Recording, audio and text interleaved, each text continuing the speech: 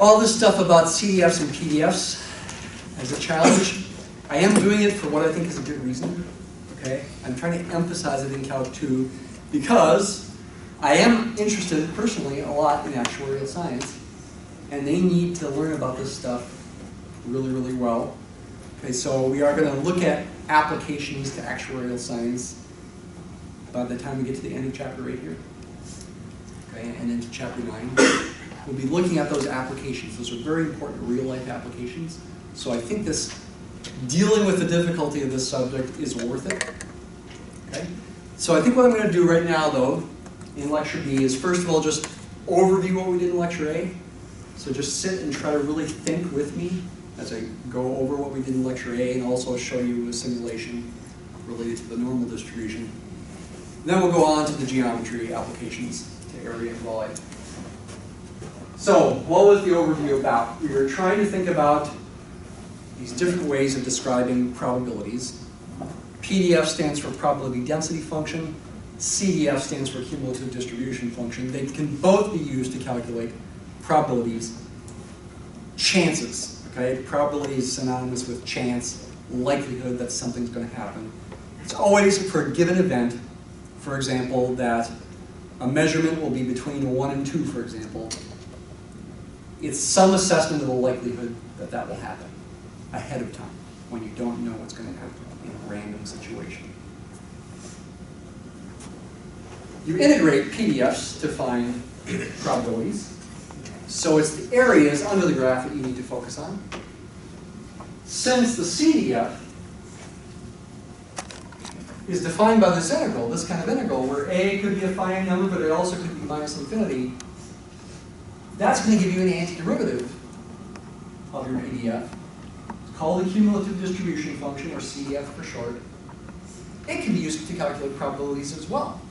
Since it's defined with an integral, its values give you probabilities, this kind of probability that the variable is less than or equal to something. But you can also subtract, which I erased over here. You can subtract values of the CDF to find probabilities as well. In summary,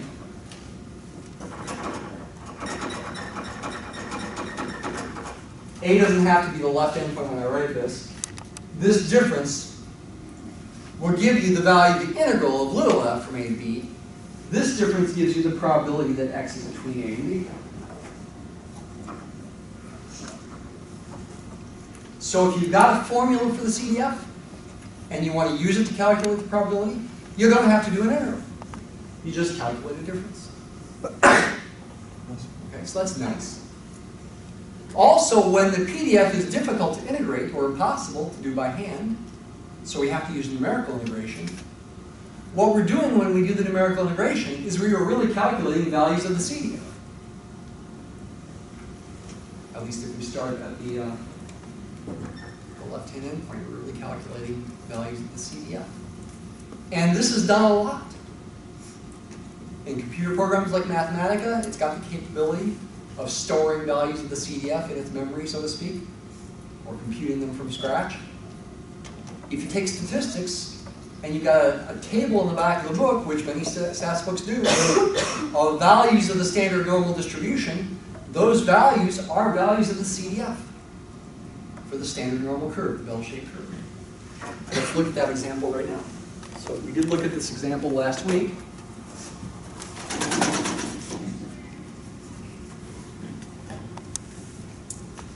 When we were talking about numerical integration, open up this section here. We saw that this function was the PDF of what's called the standard normal distribution, the bell-shaped curve that's centered on 0 and has inflection points at 1 and -1. I drew that on the board last week. It looks like a bell-shaped curve. Peak is at 0. Inflection points for the graph are at -1 and 1. The graph looks like this. That's called the standard normal distribution. This is its PDF. Integrating gives you probabilities, and this code was meant to calculate most precise probabilities. Probably would have been better if I called it most accurate probability for this PDF. where the left endpoint is A and the right endpoint is B. I'm integrating using n integrate from A to B. We were illustrating the concept of errors and using the various kinds of approximation rules in relation to the most accurate answer that we can get from this. And we also looked at this graph. Well, okay, we only did this graph actually for the exponential distribution. This is a new graph I'm about to show you. Similar in spirit to what I did for the exponential. It's stalling on me here. Oh, I should have done this ahead of time. Abort. I know how to fix it though. Oh, now is it working now?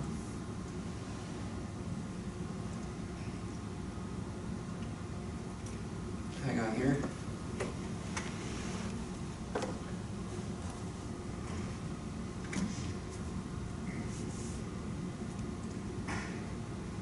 I think it'll work now.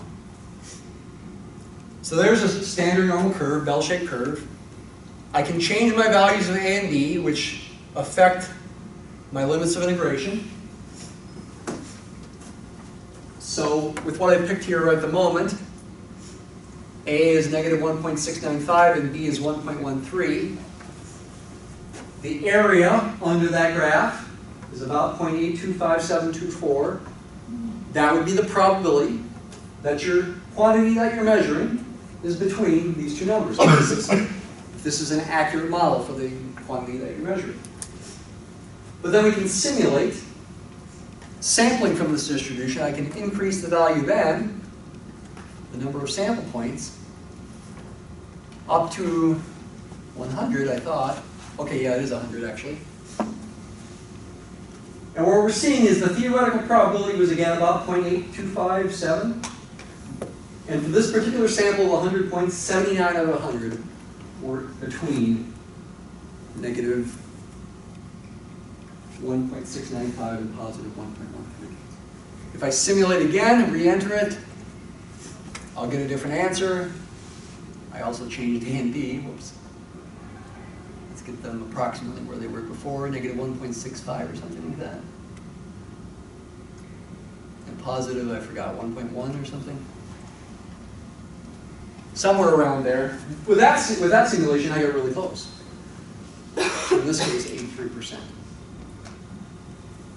By increasing n, I see the simulated points, and the red dot is their mean, their average. Close to zero, close to where the peak is. The location of the peak is called mu, that's zero in this case. And the distance between the peak and inflection points at either side, that's called sigma. It's 1, that distance. And here again, you see the reason why it's called a density. Because the points are most densely packed near the peak, near where it's highest, near where the, in this case, since it's also wide, near where the area is largest, the largest chunk of area. It has a CDF as well. Its CDF, you'd have to integrate from negative infinity to x. Can Mathematica do that? Call it capital F of x, integrate the CDF for this probability density function from minus infinity up to x, f of w dw, just use a different variable there. And probably I better use an n integrate here. N integrate.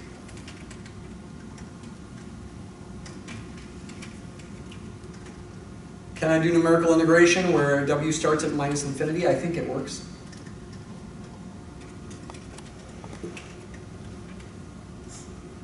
What does the CDF look like? I can try plotting it.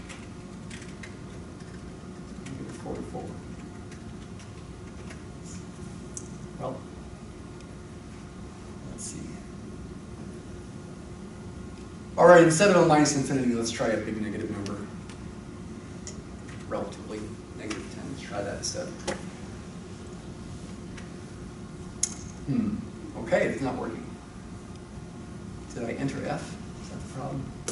Oh, I use subscripts, that's the problem. For mu and sigma, let me change mu to 0 and change sigma to 1. I think this will work.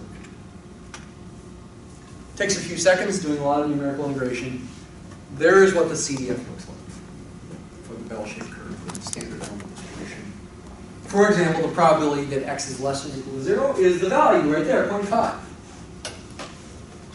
The probability that x is between, what was it, negative 1.65 or something and positive 1.13 or something.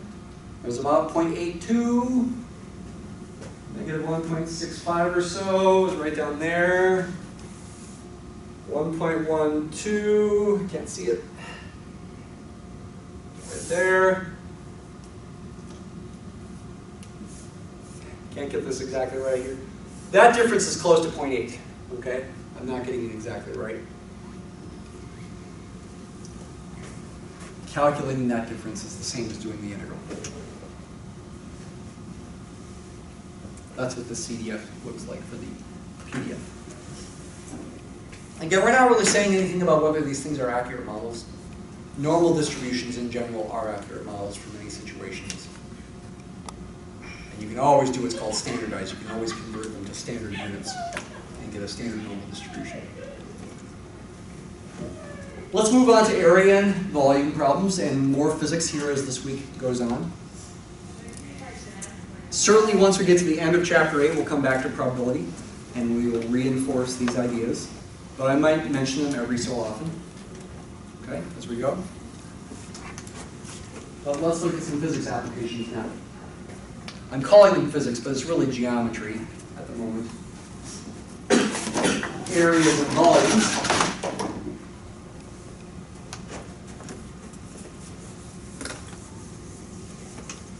The probability stuff fits in the context of improper integrals because that's a common kind of situation where you get PDFs and CDFs is with improper integrals. So fit, put it there. You already know how to find the area between two curves.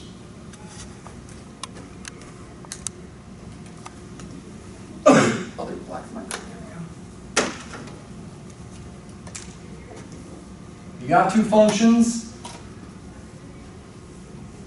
f of x and g of x. Over some interval from a to b. You want to find the area between them, you integrate the difference. You already know that.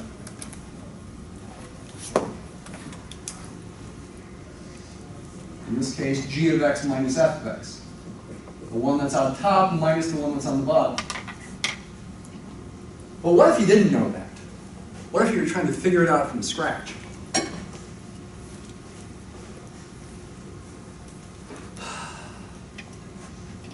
In this stuff in chapter 8, I am going to approach it more like a physics professor would.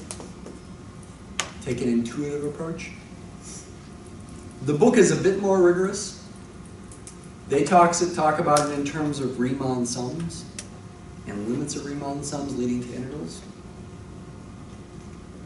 But your physics professors, chemistry professors, won't typically do that kind of thing. It's not that they don't know about it. It's not that they think it's unimportant. They know about it, they do think it's important. They're just trying to get to the answer quicker and also develop some intuition for how to think in the way that they think. I'm going to take that approach here for the most part, though once in a while I will try to be a bit more rigorous. And you can take this approach as well. What you want to imagine doing is you want to imagine slicing, like your hand is a knife, right? Slicing this into many, many pieces. In fact, you might say infinitely many pieces of infinitesimal width. What's an infinitesimal width? Well, that's where it gets non-rigorous. Well, we sort of think intuitively as an infinitesimal width is something smaller than you can possibly imagine, smaller than any positive number. How can that be, you might wonder. We don't worry about it. Imagine slicing this at some value of x into a super duper skinny slice there. Skinny slice of bread, skinnier than the width of an atom, skinnier than the width of an electron, if there is such a thing. I know there are electrons, but are the widths of the electrons? Skinnier than a string from string theory. Okay. Microscopic, past microscopic, microscopic upon microscopic infinity times. That's how thin this thing is. What should we call the thinness of that? The common thing to call it is dx, the thinness or the width of this little tiny slice. That little tiny slice is basically a rectangle, a super duper skinny rectangle. What's the height of that rectangle? It would be that distance. For that value of x, g of x minus f of x is the height of that rectangle. I didn't label x here, I labeled dx. X is sort of the point you're starting at. Dx is that infinitesimally tiny change in x, so to speak. Could I label an x there? Yeah, I guess I could imagine x as being sort of like the left endpoint of that little infinitesimal interval. And dx is its width. What's the area of such a rectangle? Well, it's traditional to call it dA. It's going to be infinitesimally small. So when things are infinitesimally small, we put d's in front of them. Just tradition. Sometimes they're called differentials. Sometimes they're called infinitesimals. How do you find the area of a rectangle? Just base times height. dx times the height. In this case, g of x minus f of x is the height, and the width is dx. There's your height, and width. Maybe I should put width in quotes.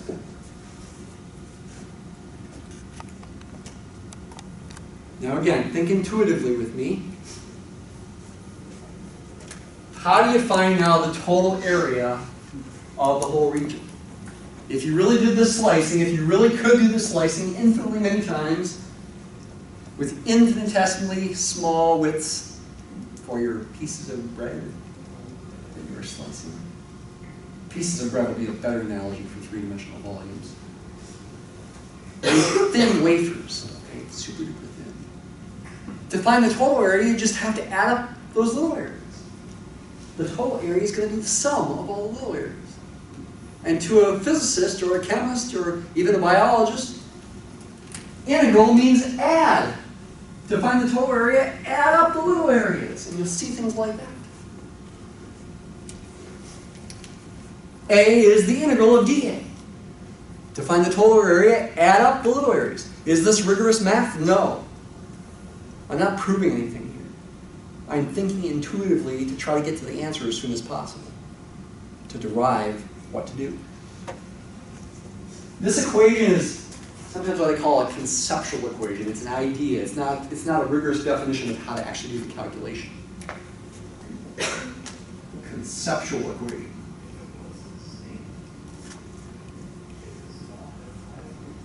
Doesn't tell you how to actually calculate. But we get closer to calculating if we replace dA by this.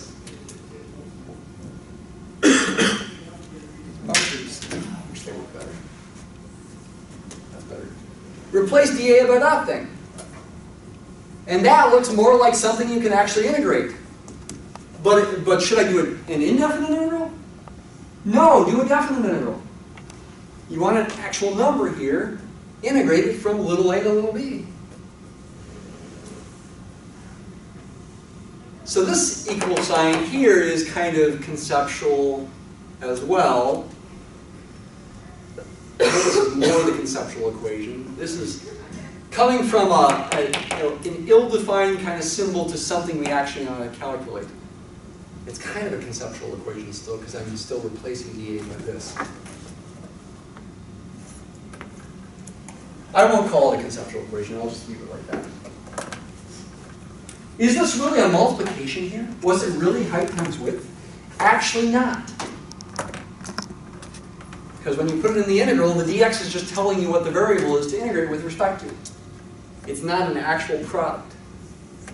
It's not really a height times a width. But we pretend it is. And we get away with pretending it is, and it's not usually going to get us into trouble. When I was your age, taking calculus and physics at the same time, my physics teacher would do this kind of thing, and I'd be like, wait, how do you know you can do that? And they'd look at me and say, what are you, a mathematician? I'd say, I guess I am. I'm a math major. And they'd say, okay, well, it just makes sense. Proof, done. No, that's not really a proof, okay? But to them, it makes sense. It's an intuitive justification. It does get you into trouble sometimes if you are too intuitive. You can sometimes make mistakes more often. But I think it is a nice way to think about it. And it generalizes. How does it generalize? Let's generalize it to a three-dimensional solid.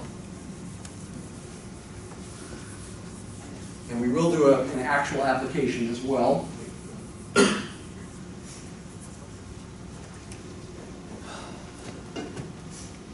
Imagine you got, let's go ahead and call it a loaf of bread.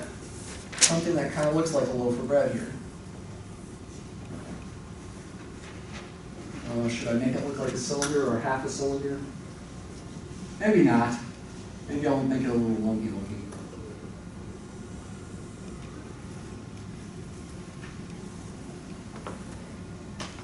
Well, lumpiness doesn't have to be the same on the left as it is on the right. It's not a uniform kind of lumpiness.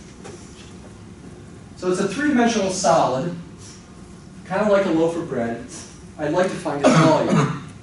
Now, of course, in real life, if you've got a loaf of bread, the easiest thing to do to find the volume is to drop it in some water and see what the water level goes up by, right? How much volume does it displace? That's, of course, the easiest way to find the volume. But we're talking about imaginary bread that we'd like to find the volume of. I say that only partly in jest. This imaginary bread that we're imagining, it's not like it's an imaginary number, it's imaginary bread. Okay? It is flat on the sides. This side over here and this side over there are going to be parallel to each other. And so therefore I can draw an axis perpendicular to those planes that the sides are in. Call the left endpoint A and call the right endpoint B. Okay, that's going to make it easier to represent the volume as an integral here. And now I take my virtual knife, my hand, and slice it infinitely many times. Consider one of those slices an infinitesimally thin slice of bread. Thinner than an atom, thinner than an electron, infinitesimally thin. Maybe it looks like this. I should use dashed lines here. At some value of x of infinitesimally small width dx. I'm trying to draw with a little bit of width here, but in your imagination, you're supposed to imagine that's got infinitesimally small width with dx. Is it necessary to zoom in to see what it is? Are you zoomed in? Yeah. Okay. Here's your idea equation, conceptual equation. The total volume should be found by integrating the little volumes, adding them up. The integral symbol is like a summation symbol. But what are the little volumes? That begs the question. What are the little volumes? It's not a rectangle.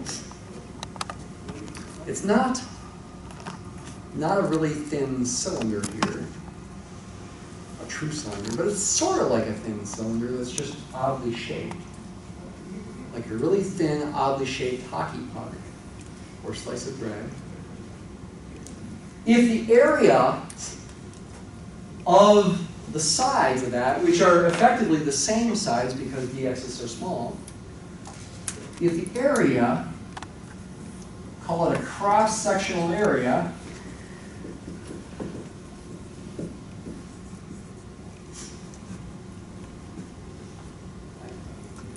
is the same on each side, which again I'm pretending it is, but could change as x changes, this is really a function of x.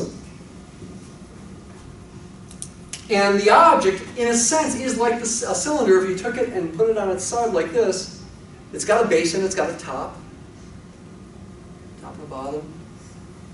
I could find the volume of that by multiplying the cross-sectional area times the height. The height is dx, though. So what I really want to do is I want to integrate a of x dx over my integral from a to b. And that's the integral that's going to give you the volume. How does this play out in problems that you typically see in textbooks? Well, what we're going to see on Wednesday is it plays out with what are called volumes of solids of revolution. We'll take regions and revolve them around axes to create solids that we can find the volume of. But today, let me do a different kind of example.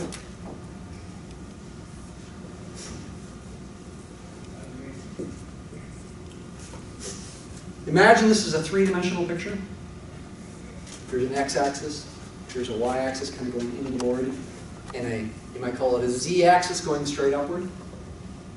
Think of this picture in 3D. And imagine you've got a triangle in the xy plane here. You got to use your imagination when you think about this three-dimensional here. That's the xy plane. And you got a triangle in here. And this is where y is 1, this is where x is 1. And you take this triangle and draw some lines like that, and on top of those lines put squares, straight up. So over here you have a square like this. In here you have a square about like this. These squares are going to get smaller as you head toward x equals 1. Can you visualize that? Another square I'll draw in a different color. About like this. There's your arbitrary square. To find the volume of the solid like this that you create, what you have to do is do this integral. I guess a is 0 and b is 1. I'm integrating x goes from 0 to 1 there. But what is capital A of x? What's the cross-sectional area? For any given x, it's the area of that square. Base times height. Actually, base squared, since it's a square. But that begs the question, what is the base? What's the length of that line segment there? It depends on x. It goes from x equals 1 down to x equals 0 as, it goes from a base of 1 to a base of 0 as x goes from 0 to 1. The base, as a function of x, is 1 minus x. This line in the xy plane is the line of the equation y equals 1 minus x. That's the base of each square. You square it, you get the cross-sectional area function. You get the capital A of x. Integrate from x goes from 0 to 1. That will give you the answer for the volume. Let's quickly do it here. I could do a substitution, or I can just expand this out. It doesn't matter. I will expand it out.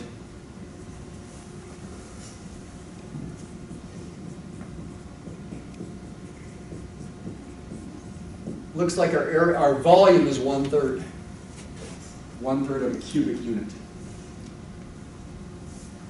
Such a region would be 1/3 of a cube. That would look about like this.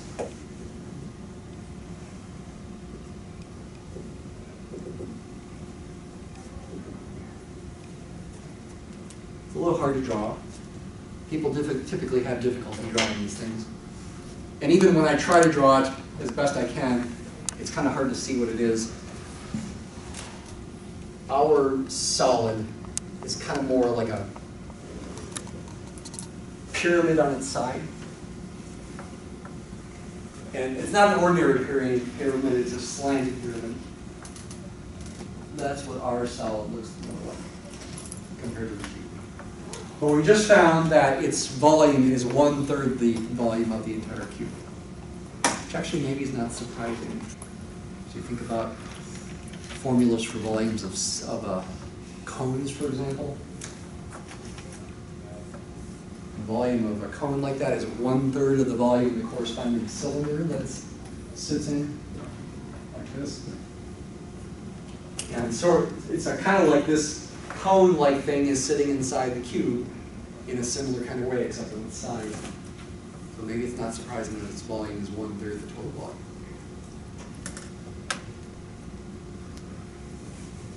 Okay, that's the idea.